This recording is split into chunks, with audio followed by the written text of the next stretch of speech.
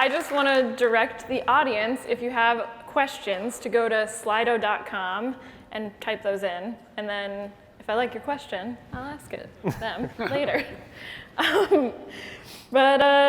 So these are the folks behind the Westworld Experience from last year. Let's start there. Can you tell us about making it, and why did you do it? Yeah, we can start. And I'm Trevor. Nice to meet everybody. So last year, what was important for HBO was to launch season 2 of Westworld. And so for them as a business, they have an incredible slate of shows, but how do they bring the fans of those shows into them? And so when we sit down with their marketing team, the bar that they have in terms of programming also translates over to the marketing team. But the ask was, we want to launch this, and how can we do that? And so one of the ideas that we went back to HBO with was this concept that we thought we could actually create the immersive world that is Westworld. And I think the show's setup lends perfectly to this type of dynamic. So it is a luxury tourist destination. You kind of get lost in the world, and so that's what we ended up creating. And so what you just saw in the video was we built Westworld. It was 22 miles outside of here in a town called Maynard. And we shuttled folks in there. And what was kind of unique about Westworld was there was no pathway that you had to go down. So similar to actual characters or on the show, you could choose your own adventure, choose your own path within the world. You saw that we constructed a 444-page script. So you, as a person coming in, actually got to be part of the narrative as you were flowing through it. How do you manage to create a 444-page script as well as tons of actors in a sprawling activation?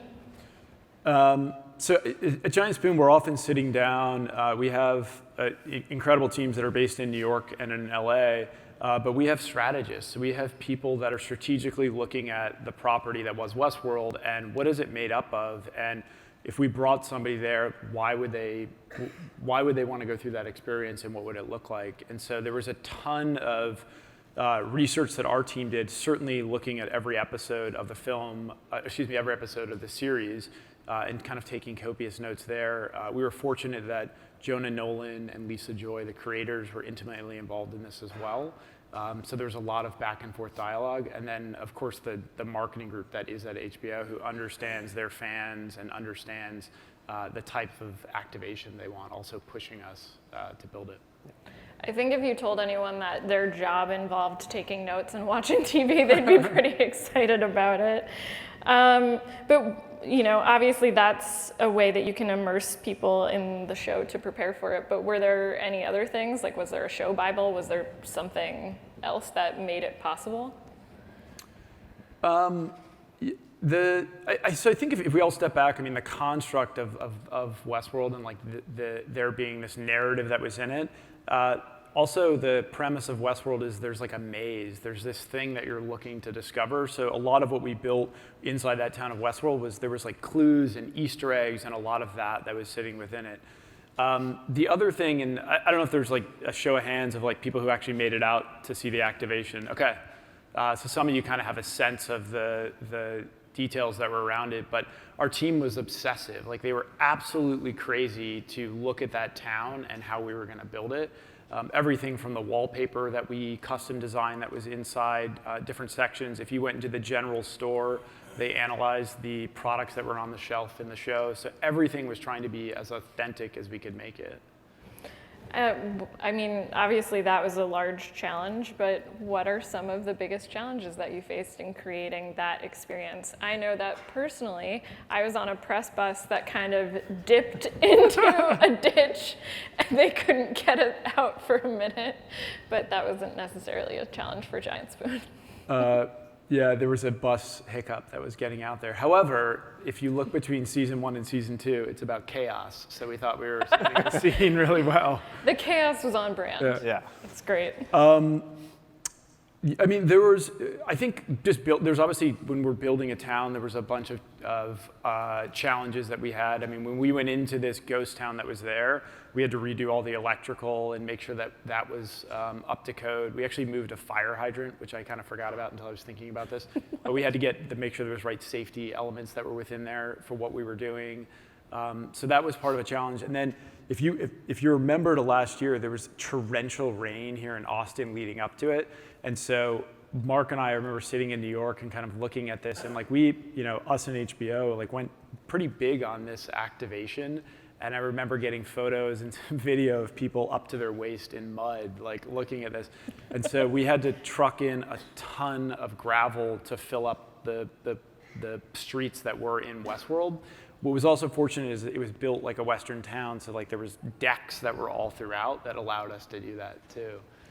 I would love to see the face on whoever had to like expense 2 tons of gravel. 2 tons of gravel. I think it was Marc. So what were some of the on-the-ground surprises that happened, and how did you convince HBO to just kind of go with the chaos?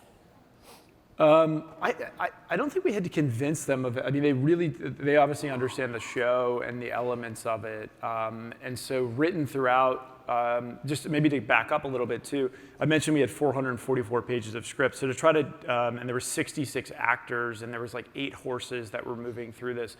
But we basically, the way that we built Westworld was that it was a number of scenes that were moving through. And so we'll call them loops to kind of make it easy, but we were moving through different acts within a story that we had that all culminated in a gunfight. And then what you realize at the end of it that some of the people within Westworld were actually tourists that were visiting, and that was like the out that we had that was at the end of it.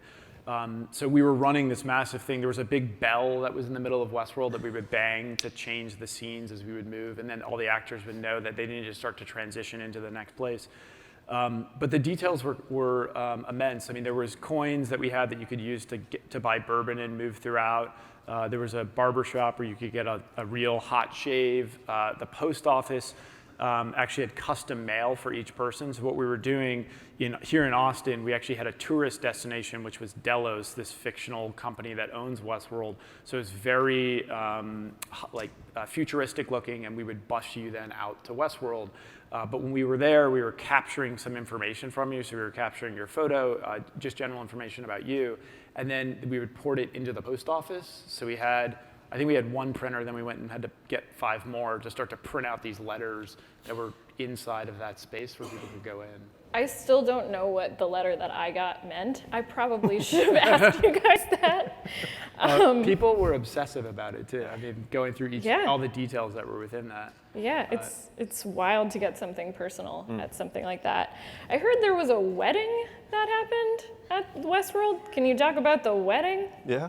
Got it. Yeah, so it was the last night, and I think I definitely attribute this to the team at Giant Spoon. They were outside up front, and they heard somebody talking about how they actually had their wedding the following weekend in the ghost town that we had taken over, and they were like, oh, wouldn't it be great if we could actually get married in Westworld? And they like queued on the walkie-talkies to get our team going, and they went up to that couple and they said, look, if you guys want to get married, we think we can do it tonight. The person who owned the ghost town was an ordained minister, so it was actually legal to get it done in Texas. So there was that thing that was going on. It was like all these things that were happening. But our team built a wedding in the center, and they like gathered all the flowers. They rearranged all the furniture to build like an altar and everything within it. I was here at dinner in Austin, and my phone started blowing up. Like, you have to get back. There's a wedding happening. I had no idea what I was. But it was wild. But I think that was like the magic of what was going on out there that weekend, is there was this experience that was, I think, unlike anything else. Certainly I have never seen anything like it, where it was so immersive and so interesting. There was I talked about how there's an end to the storylines, how we were running these loops, but we had people that were within the park for 4-8 hours, and we weren't asking them to leave. We wanted you to explore. We wanted that to be part of the experience as well. Because it was 90,000 square feet, we also had enough room to do that. I love that someone was able to get HBO to essentially pay for their wedding.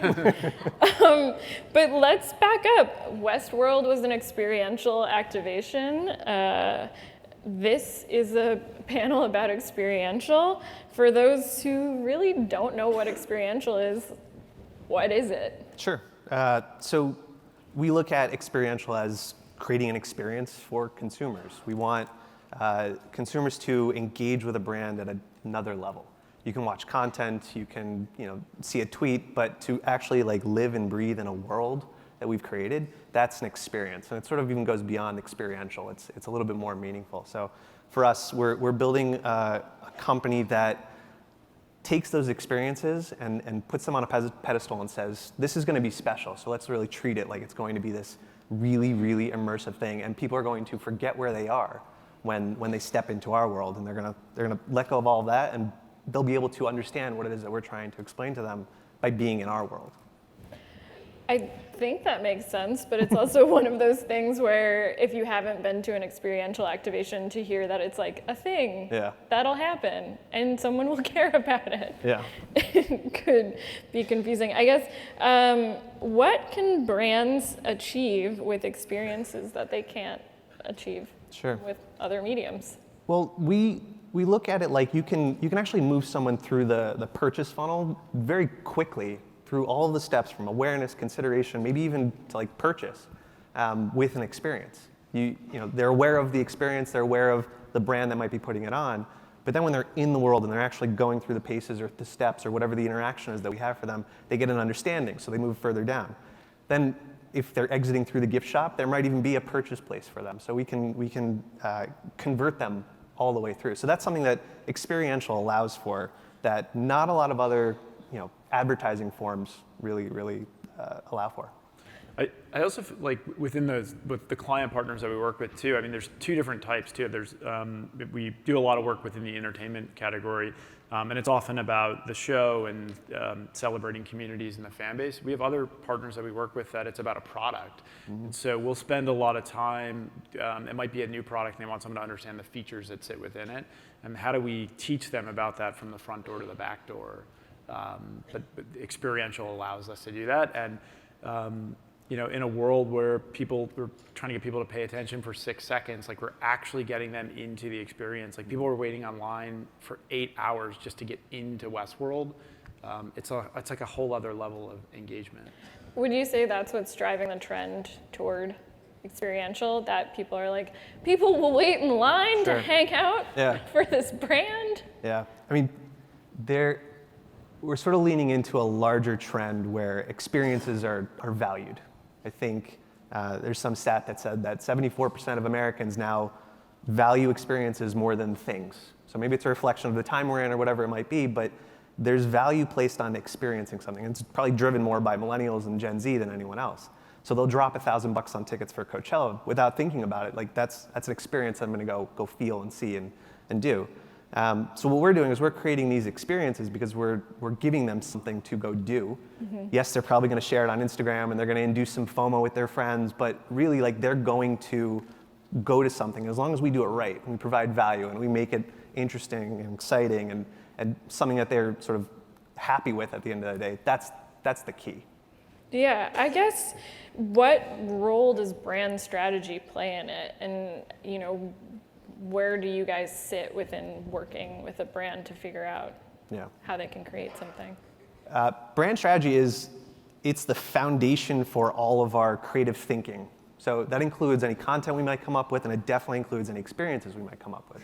So when we're figuring out what the brand strategy is for, whether it's Westworld or Game of Thrones, we're trying to figure out and pull out what the message is, what the feeling is that we want that consumer to feel.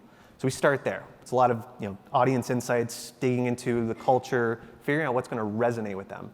Then we'll even add on comm strategy. So the idea of like figuring out how we're going to talk about this. What are the different places that this should show up so that people are seeing and hearing about it beyond even the maybe 4,000 people that are going to experience it, but the billions of people that could potentially experience it. So that becomes a foundational element that then allows us to think of what to actually do, what the creative big idea might be. But that's the layer that you need first. I also look at our company too as like a strategically led organization. Like we as a marketing partner, like we should be solving the business problems. And so we're not always doing it through experiential. So when clients are coming to us, they're just talking about like, here's something we want to communicate, or here's an audience group that's important to us. So at the business, we probably there's about 200 people that work at Giant Spoon.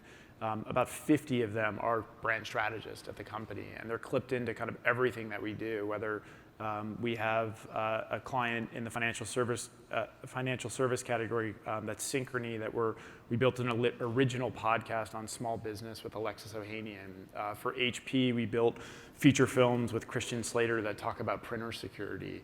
We have a lot of those examples, but when people are coming into us, most of the time the output isn't experiential. It's like we're thinking through, okay, what's the actual right thing to craft to address what we're talking about. What did you want people to feel from Westworld, and what do you want them to feel from Game of Thrones? By the way, you guys, if you hadn't guessed by the guys who are out here, there's a Game of Thrones experience here. We'll get to it. For Westworld, it was, you want them to feel like they've transported to a different place. That's what the show's about. So we want them to feel that. With Game of Thrones, I think this is the end cap to an amazing show that's been on HBO for many seasons now. You want them to feel the importance and the seriousness of that. And then we have the American Red Cross. Probably want to talk about that a little bit. But yep. there is an element to this that we do want to do good for this. And that it sort of culminates with our experience here. Yeah, the strategy for Westworld and Game of Thrones are exactly the same. Mm-hmm. There's nothing different about them. So Westworld we were celebrating what the show was and the narrative elements of it, and we built this tourist destination. Like, we were so deliberate in making sure you had to travel to get to it. On the buses that we had, there was like a, kind of that cheesy-ass tourist video of like, get ready for the destination you're about to go to. There was all of those things that were in it. I think the cowboy hats, which if you were here last year, you got that, but that was like a souvenir that you had from it. Everyone knew that you were at Westworld. With Game of Thrones, if you look at what's going on within the series, like, it is about, at the highest level, it's about sacrifice and devotion. And so what HBO is asking their fans to do is, what will you do for the throne? Like, they've had this huge fan base, and there's no lack of awareness for Game of Thrones. We all know it comes out on April 14th. Like, it's going to be a huge, huge premiere. I think the HBO team also saw, like, we could use this for good. Like, there's a purpose that we can put behind this. So if you have a chance, it's running today and tomorrow, but you can go through this Thrones experience. But there's kind of two paths, but one of them that is being asked is to donate blood to the American Red Cross. And so throughout the weekend, there's a 6-day blood drive that's going on. But you went through the experience yesterday, but also within it, we're asking people to kind of bend their knee and kind of pay tribute to Game of Thrones. Yeah, it's very intense to look someone in the eye and kneel before them. I know you guys can't talk about cost. I figure there's probably someone in this audience going, how much did this cost? There. First question. There it is. Great. But can you talk about some of the important, to use terrible marketing speak, KPIs to use to measure the impact of all of this, and just some KPIs and some ROI? Cool. Okay.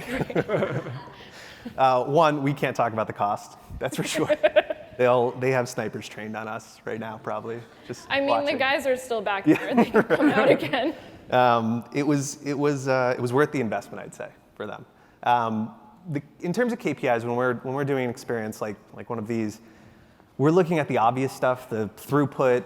Maybe there's lead gen. We're eyeballs and impressions, and how many people they share it to, and how many people use the hashtag. All of those things that we can measure and track and put in a summary at the end of the campaign. The things that we're looking for are a little bit harder to track. The intensity of a feeling that you got from being in that sort of church-like setting in front of the throne. And did that convert you, if you weren't already a fan, into a fan that was very excited for it? Those are things that are really hard to feel out. We could do some exit interviews and stuff like that to see where it's headed, but it is more of a gut at the end of the day. And then we want to drive buzz. We want people talking about it. That's part of it. So if we've accomplished that mission of like getting a feeling going, then people write about it, they share it out, then hopefully they've done at the end of the day, converted. I saw a tweet recently that was like literally someone reminiscing about the bourbon they drank in Westworld and how it was like the best bourbon they've ever had. So like to think about somebody talking about a drink a year later, like the impression that had on them and the experience that they had within it. I think. Wait, but what was that bourbon? Do you remember what the bourbon I do. was? It was Elijah Craig. Elijah Craig, right. Cool. Yeah, I think we ran out because we definitely had to get more of the throughput that was coming through there. The other thing that, and Westworld had this, is like we always joke that like the actors were armed with guns and our guests were armed with cell phones, but when you can look at it in these photos, but people were filming the entire experiences and broadcasting that out. So the virality of it and the impressions that we had coming off from it were pretty impressive for people sharing it out, and we thought about that a lot in terms of how we wanted to orchestrate the park. And similar at Game of Thrones, there's a lot of ways that we're thinking about how someone might share that experience out. I appreciate that we're 20 minutes into this panel and you guys haven't said surprise and delight at all. If you guys don't cover marketing like I do, you don't know how often marketers will say, we want to surprise and delight consumers. And that seems like this is exactly what that's trying to do. Can I, just a comment, I mean, like, Yeah. we're all, like, marketing's like, you're talking to another human, so, like, we should be human about how we do it. And I think what I am impressed by the team that we have, and we, like, I brought them into my office as we were going down, or as they were coming down for Game of Thrones, and I was like, have the highest level of cynicism about this thing. Go through this as a consumer and destroy it. Like, we want them to really think about like why we're doing things. And we talk about like we have brand strategy. What does that mean? Like, we have people that sit within our company and are part of the process. They go all the way through it, but they're asking that question, why? Why does it matter? Why is this built this way? What is someone going to feel coming out of it? So I think we're our fiercest critics when we're building these experiences and just trying to be as like thoughtful as possible. Like, Marc and I have been to hundreds of marketing activations. Like, we want to have fun and like get in there and see things we didn't know about, but Yeah. it's You almost said surprise. be real. Yeah.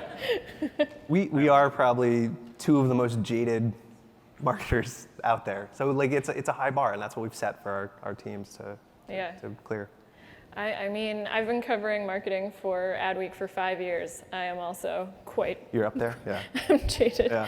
So to talk about being jaded, how can the industry avoid burnout and continue to increasingly wow jaded consumers?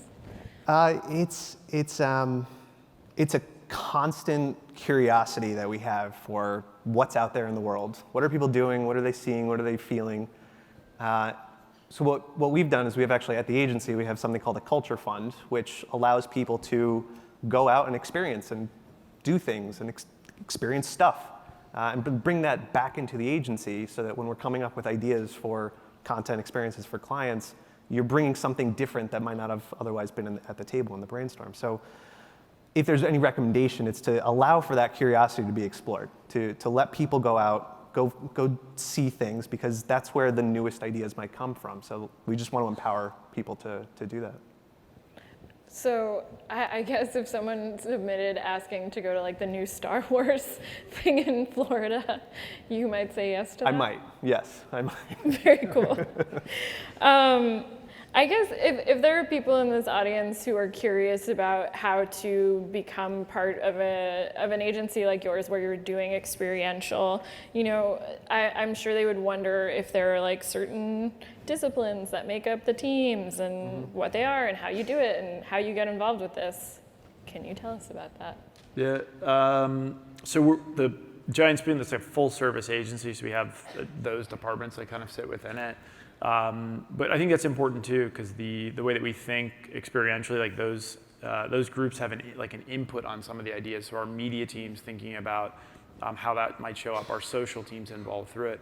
But our experiential team, we kind of have like 3 core groups. We have an account team that's making sure that the business and the details of moving things forward from a client perspective are right.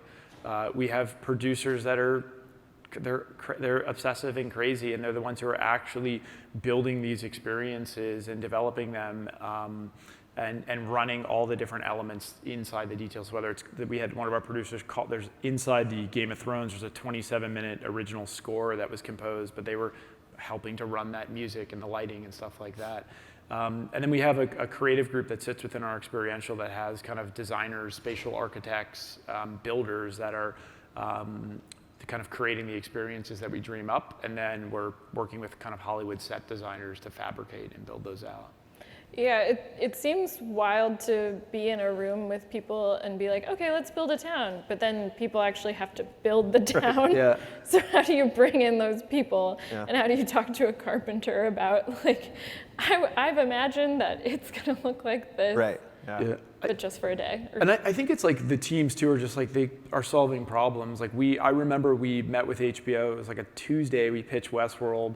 They were like, yeah, we would like to do this. On Wednesday morning, we had a group with like backpacks with drones in it on their way down here to fly over what was that ghost town. But we had to rebuild it. Like there was so much stuff that infrastructure-wise, which I already mentioned, but also things that had to come in it. But they had to kind of think through that and the flow of it. And also, when you were there, we thought a lot about like if you were in the park and you looked out, you saw the desert. So we like used all of that. So we were like partitioning it off and making sure that once you were inside that world, that you would see nothing else from the outside world, not the road, not the street signs. Like you were inside of Westworld. Mm-hmm. That's a major difference with this year, for sure. Yeah. Even last night, looking at the Game of Thrones dudes, and the backdrop of just Austin construction is pretty funny. Yeah, I mean, this year I feel like we have a cathedral now, so we're ready for like a wedding this year. But we did a lot to make that feel, like that music hall that's in there when you go through it.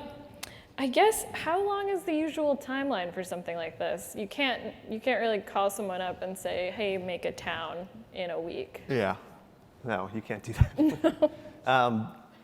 So Westworld took, I think from probably brief to live date, it was probably about 8 months. I mean, this was a long endeavor, a lot of moving parts, a lot of things to figure out. It should take that long, I think, to do it right. But obviously, clients have come to us and asked us to do something of that scale in a shorter amount of time. And if we're not feeling like it's given the right amount of time, we'll say we just can't do it. Smaller executions, less amount of time, but it's all sort of relative to what we're going to be building at the end of the day. What went terribly wrong? What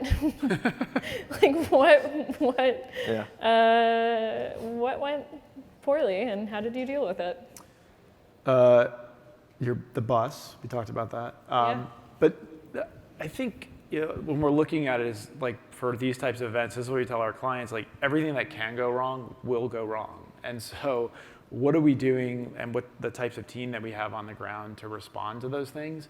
I honestly don't believe there's any like major things within Westworld, but we were optimizing the park every day as we were going through it. So we had a couple practice rounds that were going in it to make sure the story was flowing right. We were trying to optimize the line flow for consumers to make sure that stuff was coming, but they were often like tweaks that we were making to try to make the user experience better.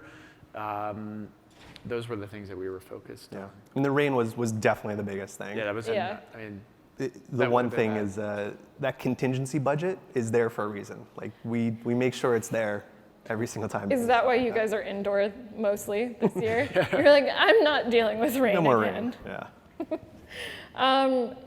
How do you keep a conversation going with consumers after an experience is over?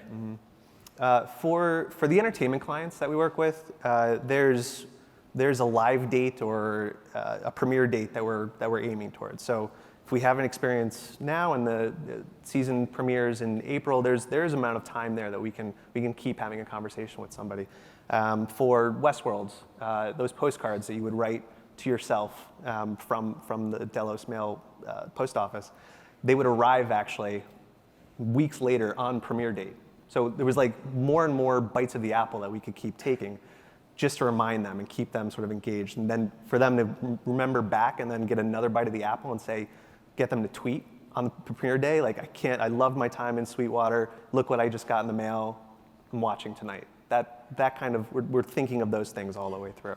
Even the postcards, I remember that I think there were 6 postcards, but they all had Easter eggs in them too that were foreshadowing what was going to be happening in season 2. So the amount of like clues that were sitting within that creation were kind of endless. They kept coming.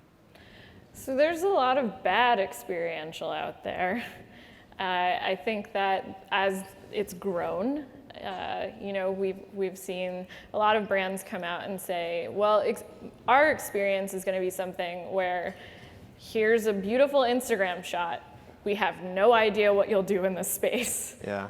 How do you think about that in terms of, you guys are a well-known experiential agency. I mean, you guys full service, but known for the experiential. What do you think of that, and what is the state of experiential?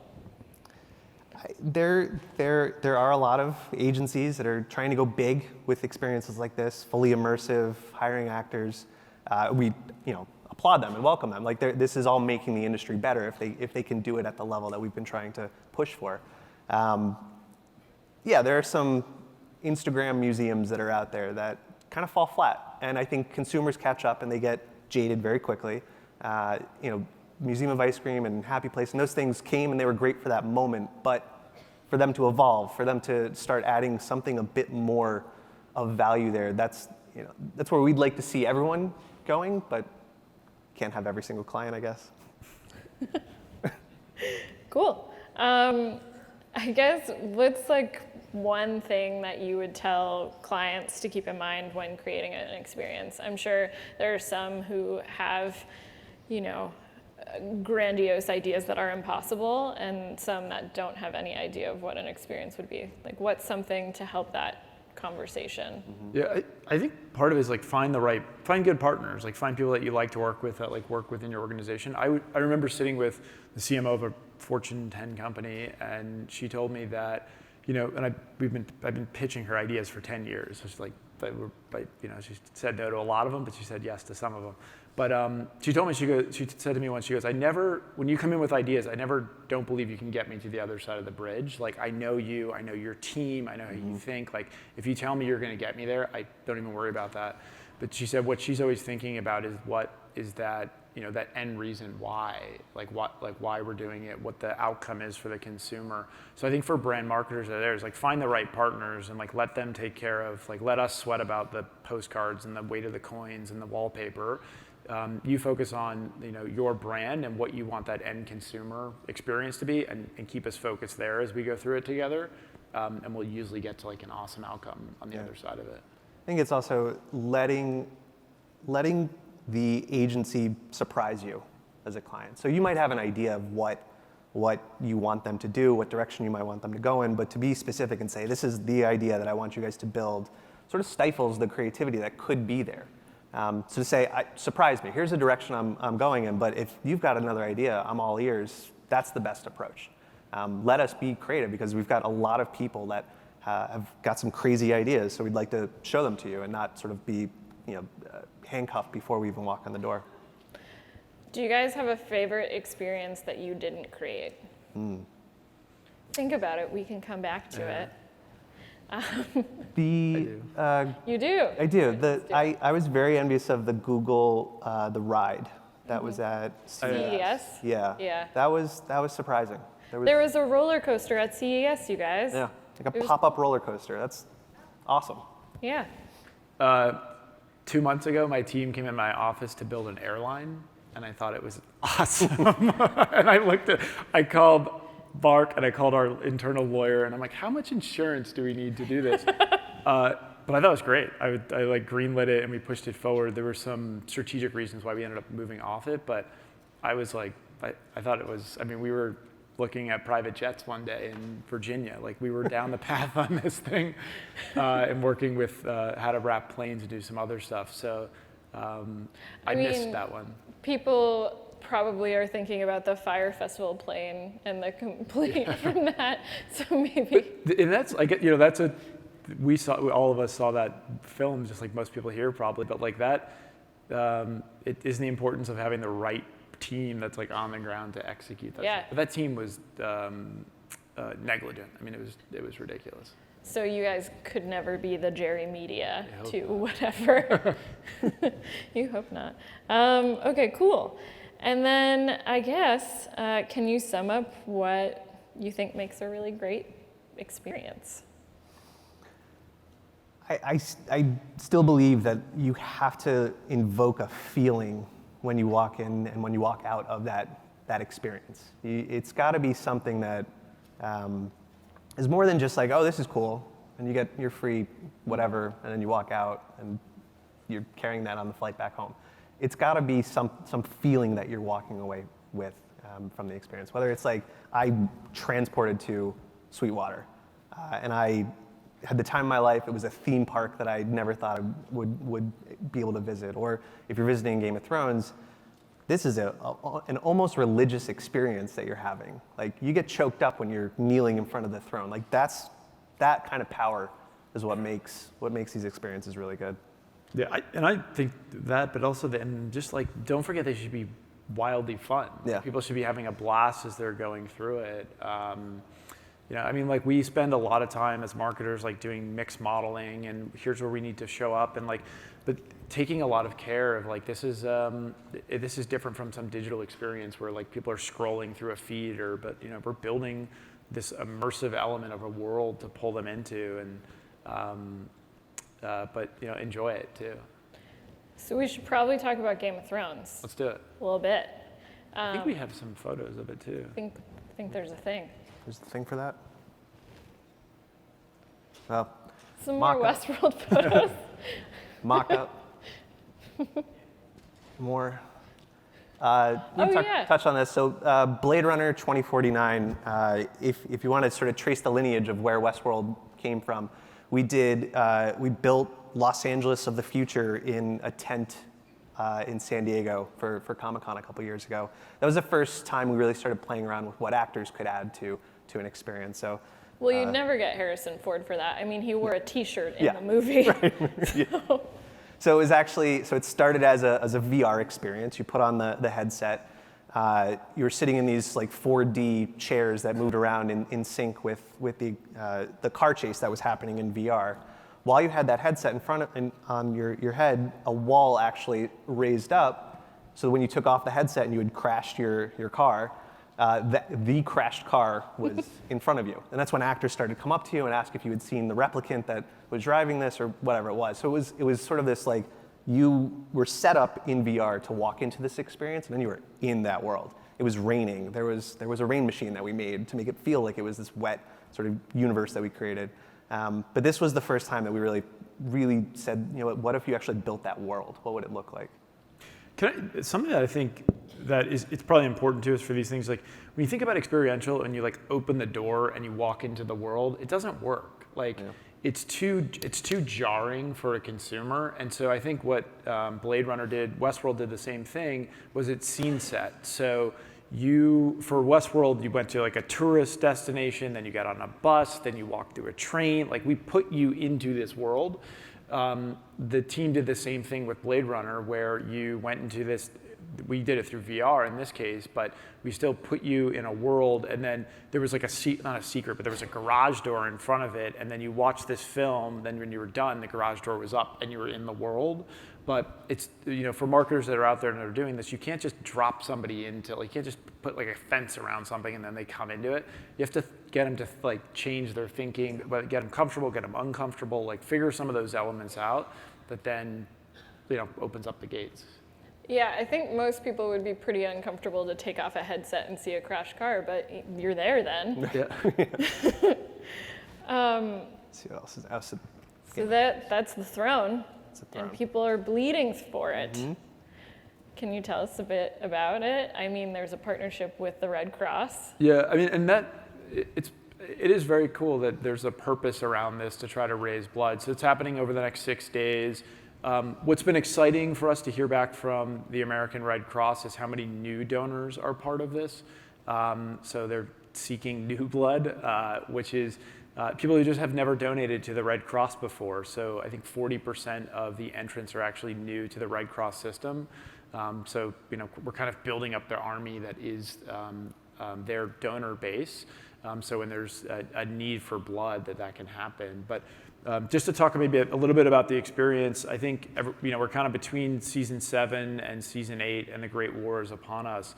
And so what the experience does here in Austin this week is we're rallying the realm to get ready for the Great War. And so when you come into the experience, there is a blood drive element of it, and then if you choose not to donate blood, that's absolutely fine. It's open to everybody. You go into an immersive element. And so if you donate blood, you do that first, then you come into the immersive, again, scene setting.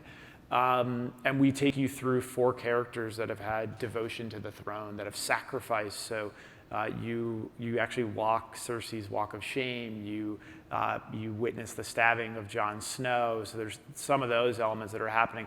Then when you come out, you're met by this 24-person choir that we assembled from Austin, and we wrote this original score of music. And then each person's name who's coming through the experience is actually inside the song that we built. So there's a very there's a detail of personalization within it. You rise, you again kneel for the throne, do that, and then what we do is we exit you to a war camp, and inside that war camp, right, all the houses and the different groups are coming together. So there's Dothraki, there's the Unsullied, there's free folk, as they told me, they're not wildlings. All of that is in the war camp, and there's stories going on. There's a blacksmith. There's an AR element this year with Snapchat, so the building bleeds. There's a few other Easter eggs that are within there for that. But that's what's happening this year, and then everyone is kind of united together. We are the army of the living to go into season 8. It is really surreal to have someone shout at you asking if you will bleed for the throne. I feel like the only answer is yes when you have someone doing it. With a weapon in front? Yeah, with a weapon. You've just seen a sword fight. Also, I'm blanking on this woman's character name. She's the high priestess. The high priestess will make dagger-like eye contact with you and then gently touch your shoulder and whisper into your ear. She told me something about how everyone has a purpose, and I had come in at I had gotten on a plane at 4 a.m, and so just hear someone say you have a purpose. That'll change your day. When we talk about optimizing, I think when we got down here, people weren't kneeling. We had you walk up and she would put her hand on her shoulder, and we're looking at it during the test night. We're like, you have to kneel for the throne. Like, bend a knee and show your devotion. So we talk about like all those tweaks that we're making as a production crew to make the experience better. That was something that was like a last minute change. Yeah, one last minute change you were telling me about yesterday was the smell. There's a particular smell in there to you guys that there's a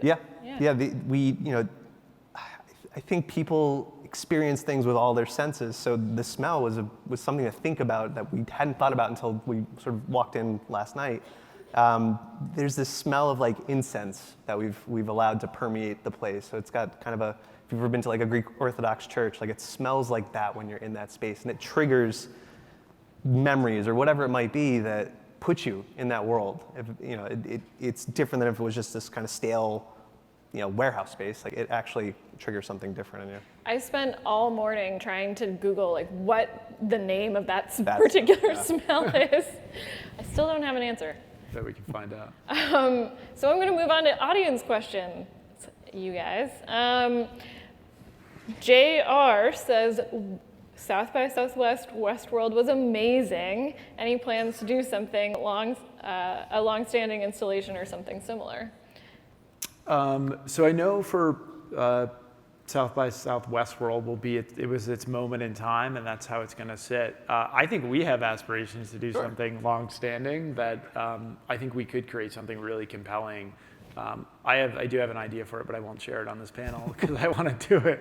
But I want to recreate something from the past that I think could be really compelling and entertaining for people. But absolutely, I would love to do it. I do think there's also, like, when we talk about the future of this, some permanence would be a nice addition. So pop-up stores, but that's one way to do it. But for these experiences to be longer standing, a 6-month run of something, where you could even sell tickets to it. There's different models we could start playing with, but it's not our IP. That's Warner Brothers, AT&T. So we have to. There's different ways to do that.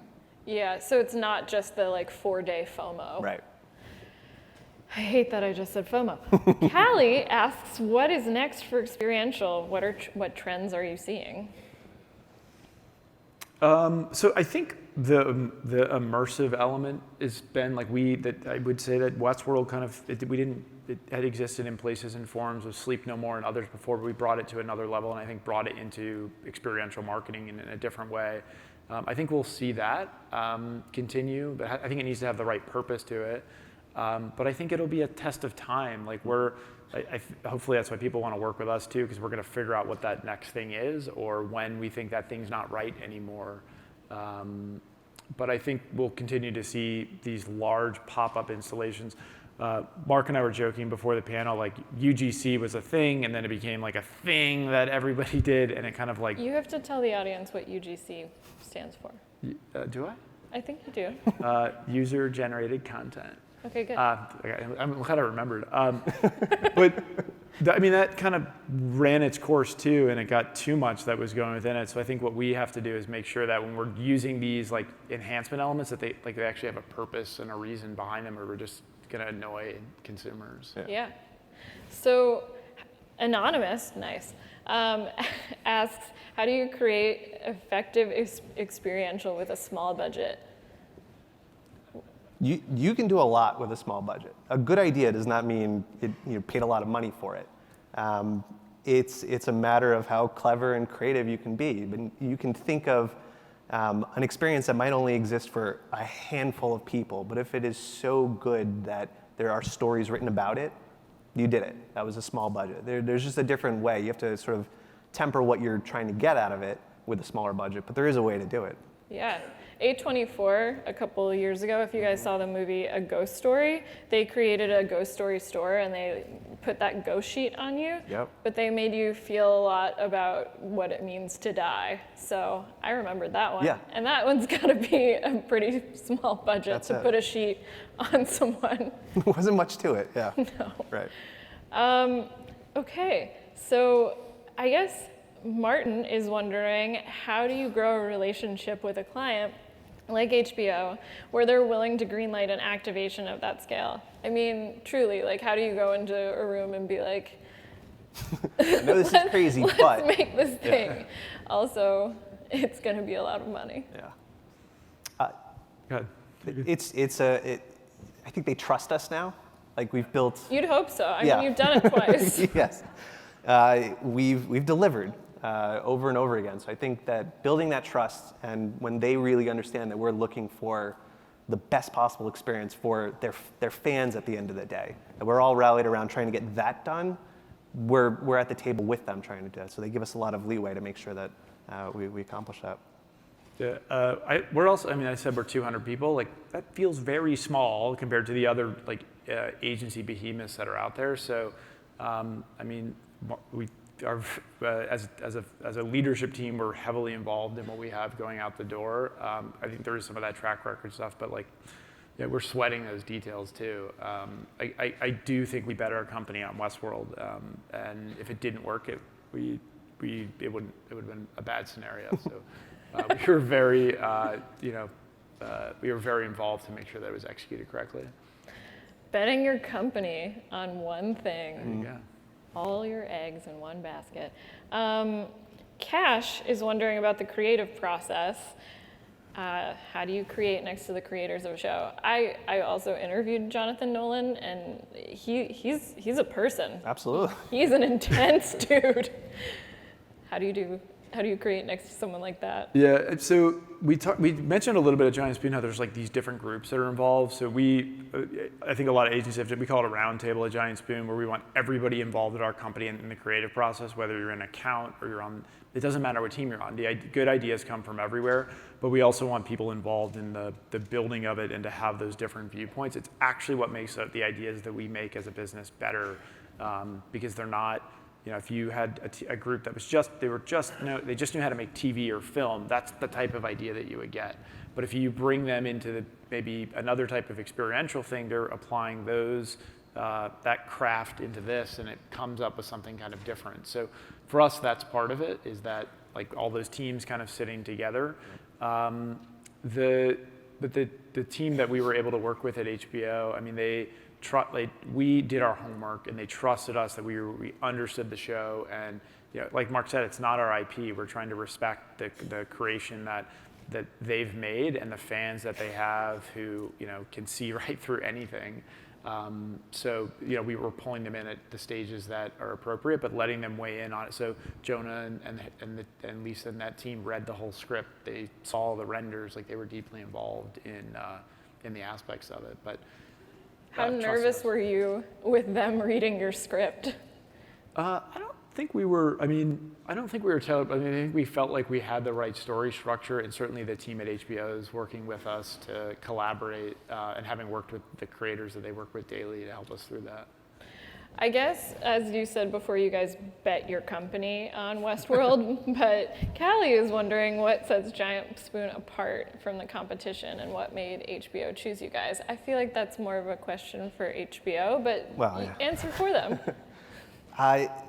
Trevor said this too, like the strategic sense and the value that we place on strategy is truly what sets us apart. We've invested a lot in people who understand that and have two sides of their brain too. Like they can think strategically and creatively, so they can execute on their strategy or come up with an idea on top of that. So we have a lot of people who have strategic grounding, understand the value of it, and then we've got clients that also value that strategy. So it works when we're all sort of rallying around, making sure that is locked and it's the right direction before we start coming up with anything on top of it. The other part, as people call the team members, but it's like the spoons, like they're awesome. And so I think it's the people that we have at our company that have been with us a long time that clients trust and get to know. So it's a very generic answer, but I really believe it's the people at our company.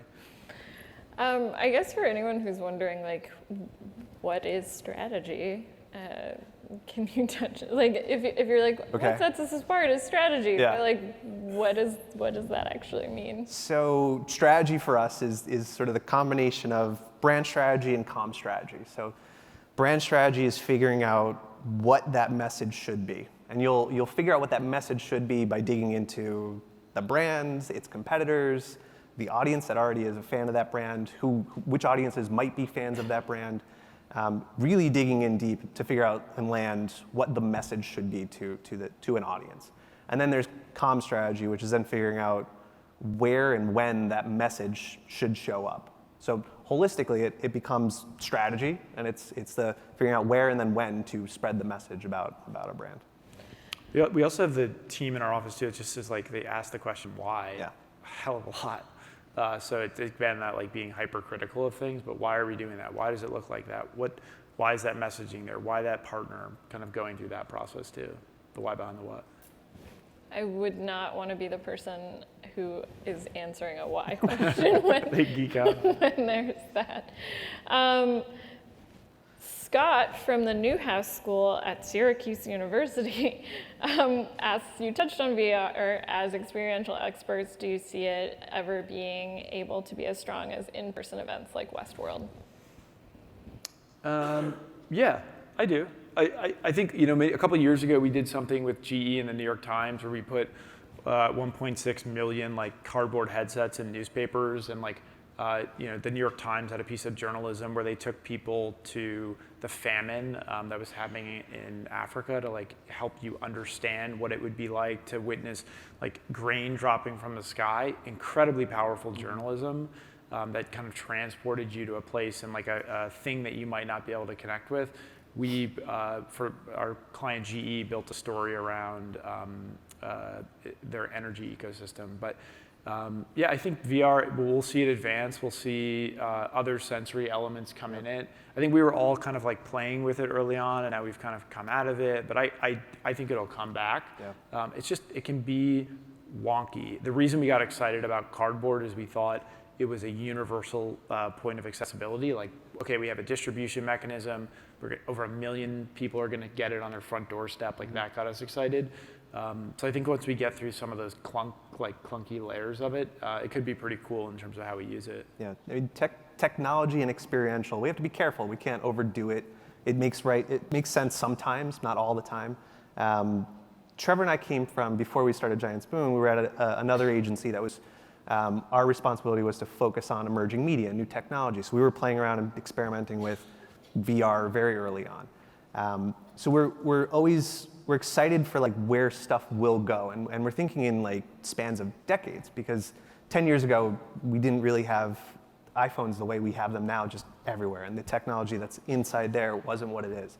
That was only 10 years ago. 10 years from now, AR, VR, mixed reality, where's Magic Leap going to go? All of these companies that are innovating right now, give them 10 years and see what they're able to do. That's exciting, and it means there's probably a lot more interesting things that we could be coming up with as that technology gets better, and give us those 10 years to figure that stuff out too.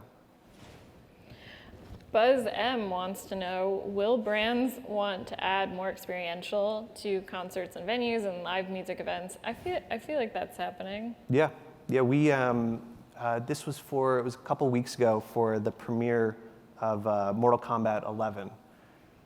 The video game. The video game Mortal Kombat 11, the unveiling of the footage for that. We produced the show that was the unveiling, and then live streamed out to millions of people on Twitch.